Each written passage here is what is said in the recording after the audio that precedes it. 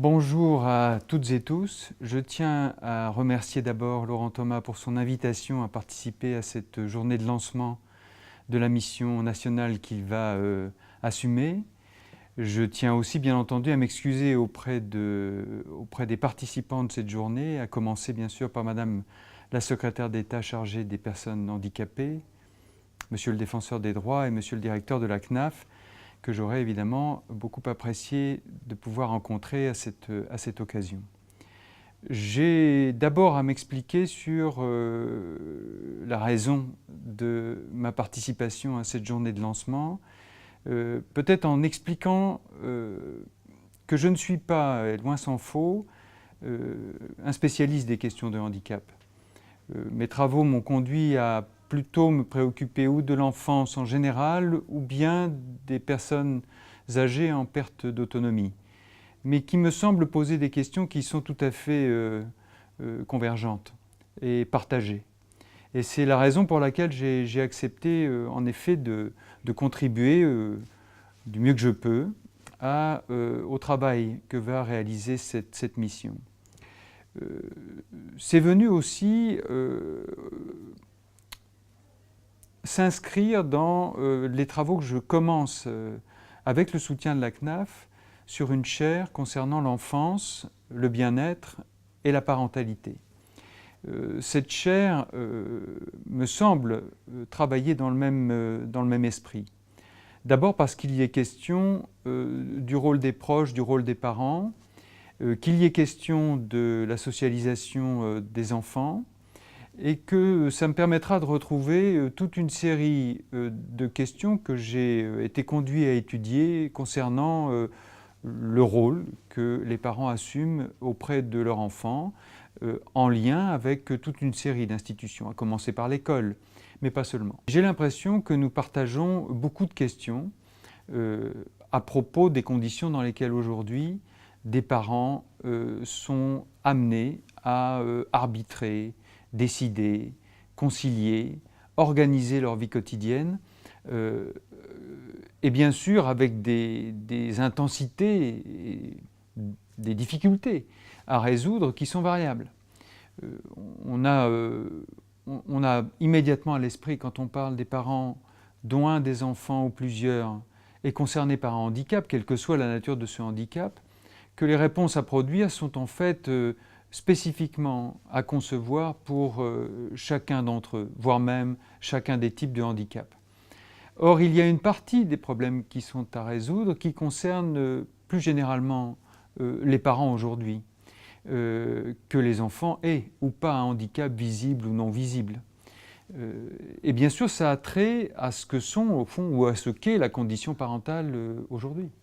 Cette condition parentale, c'est que, en l'espace d'une génération, a beaucoup évolué, en particulier du fait, par exemple, de l'augmentation du taux d'emploi des femmes. Ce taux d'emploi des femmes qui est à la fois une aspiration de la part des femmes qui veulent ainsi obtenir une vraie citoyenneté, pas seulement civique et politique, mais une citoyenneté sociale, des droits propres à la protection sociale. Donc c'est une demande, mais c'est aussi un besoin que la plupart de nos sociétés européennes et extra-européennes éprouvent. La meilleure preuve, c'est que l'Union européenne incite beaucoup à ce que le taux d'emploi, et je ne parle pas du taux d'activité, mais bien du taux d'emploi des femmes, soit supérieur ou au moins égal à 60%. C'est-à-dire, on a des sociétés qui ont une parfaite conscience de la nécessité du travail des femmes et de l'emploi des femmes. Ce niveau élevé d'emploi est un besoin pour rendre soutenable la protection sociale et pose un problème, bien entendu, qui a des répercussions conjugales et familiales, qui est celui du partage global du travail, que ce soit le travail de production ou que ce soit le travail de reproduction. Et par reproduction, j'entends en particulier le travail domestique et le travail du soin qu'on accorde aux autres. Qu'ils soient enfants, bien sûr. On pense d'abord à la petite enfance. Et c'est la raison pour laquelle la politique de la famille en France joue un rôle de levier tout à fait considérable pour permettre l'emploi des femmes.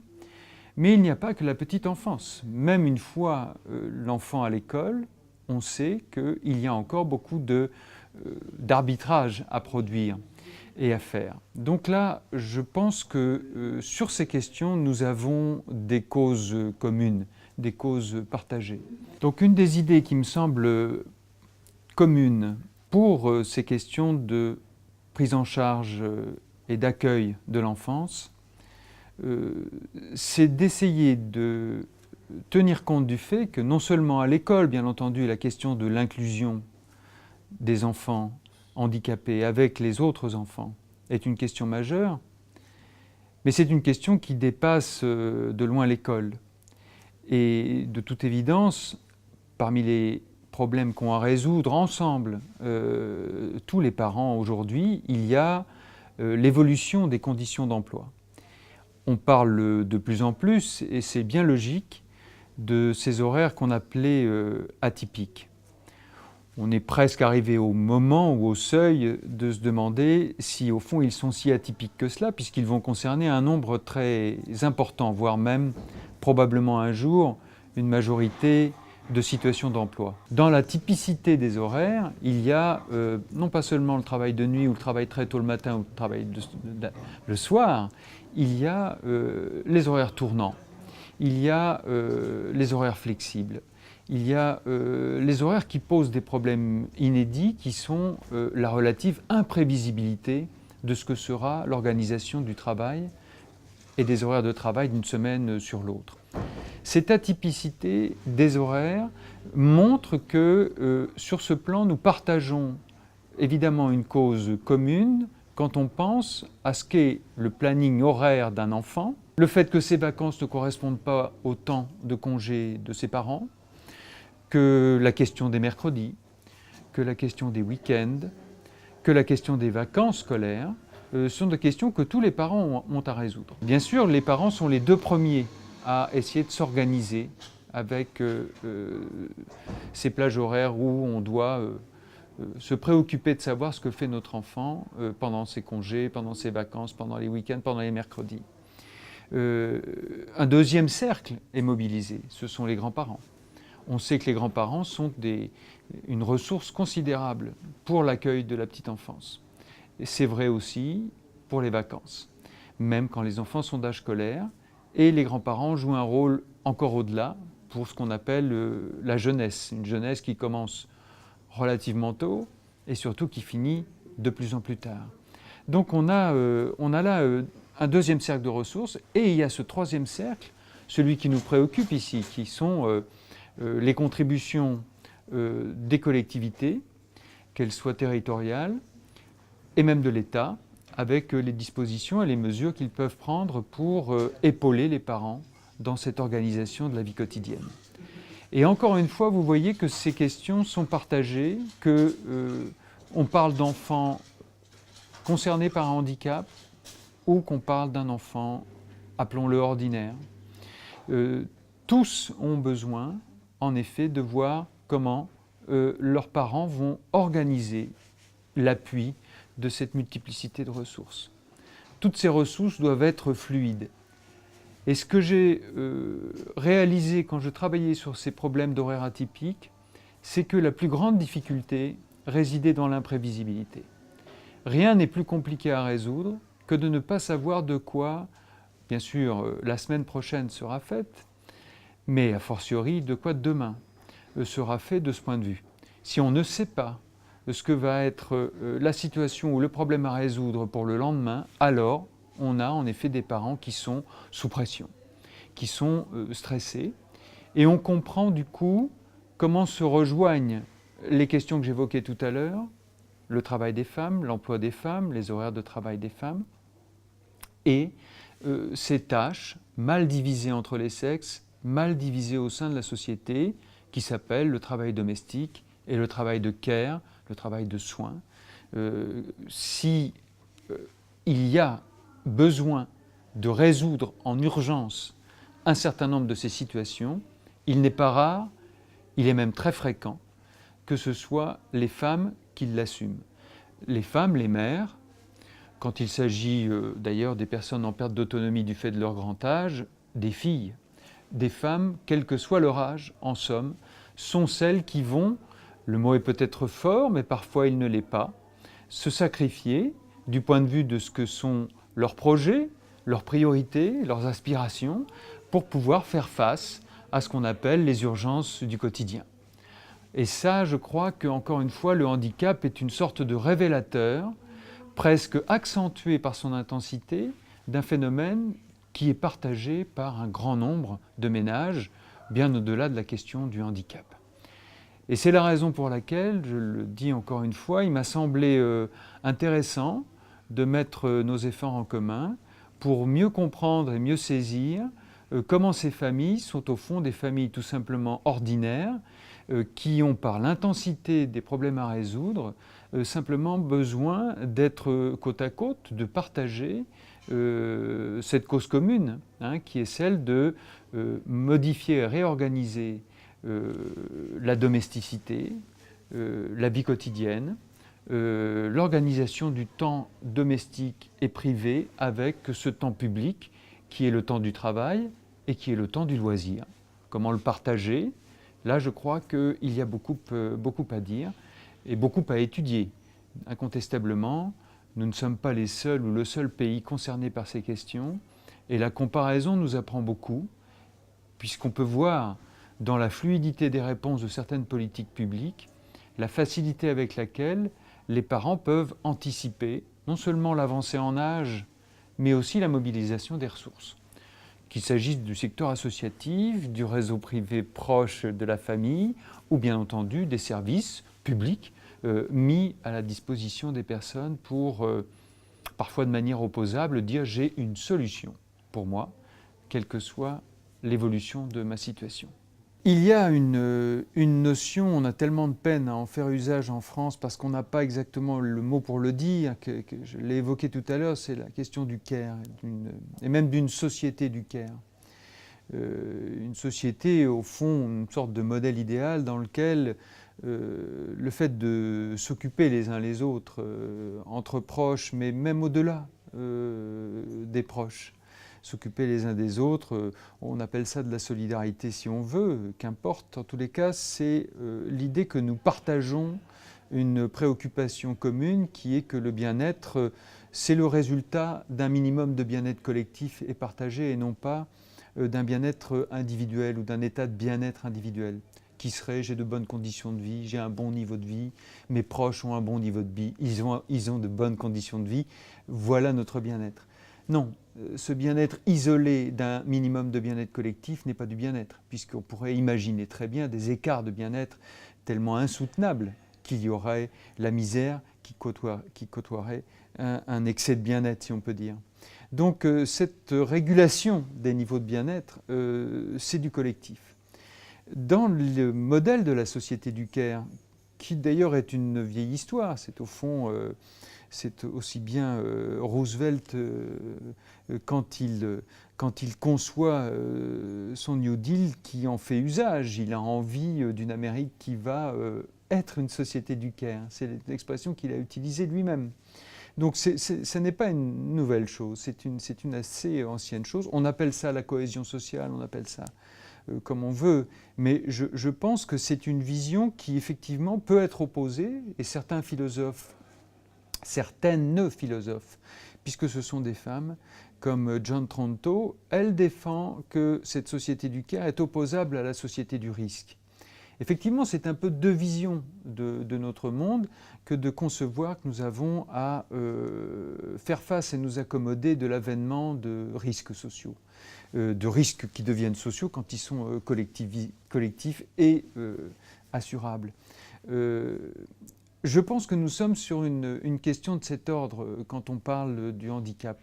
D'une certaine façon, le handicap est potentiellement, en termes probabilistes et épidémiologiques, il concerne une population très vaste. On le sait, les handicaps constituent un continent extrêmement complexe et très varié selon la nature visible ou invisible, physique ou psychique du handicap.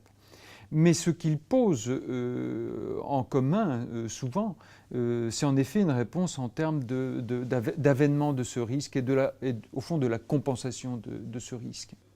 Et en ce sens, vous voyez, le handicap est un peu un danger avéré. On passe de la probabilité que ça arrive à quelqu'un à la compensation du danger avéré. Et c'est tout ce qu'on sait faire.